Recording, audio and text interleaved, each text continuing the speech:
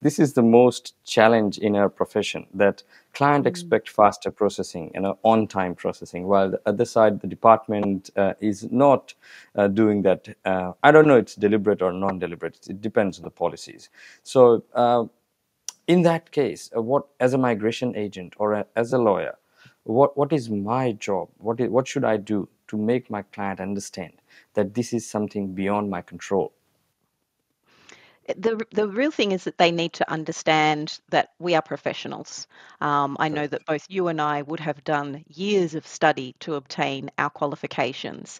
And then we also work with other colleagues and professionals to understand how to navigate the rules. And that those rules change on a weekly basis. We will get new sets of rules for different visas that we're constantly navigating. So I guess it's understanding that because we're trained to do that, we are going to get the fastest outcome. It may not feel like it to the client because they're wanting that quick action.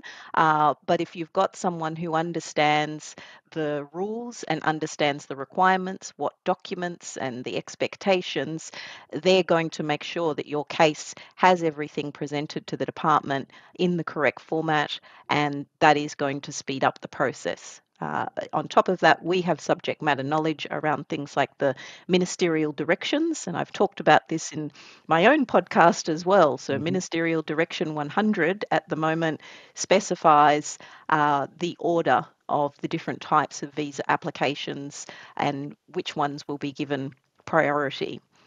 So I think it's important for people to speak to professionals like us to say, here is my situation, here are my immigration goals. Can you please advise me currently how long that's likely to take? And we can give an educated guess based on our knowledge of different countries, what their requirements might look like, their rates of compliance. That's going to impact the visa processing, and then being aware of the shifts that happen. And I think because in our professional community, we're able to talk to things like we're aware that currently visitor visas for people outside of Australia are being processed in China. That's Right. different. And so we can make them aware of why the change, and then also to help prepare for clients.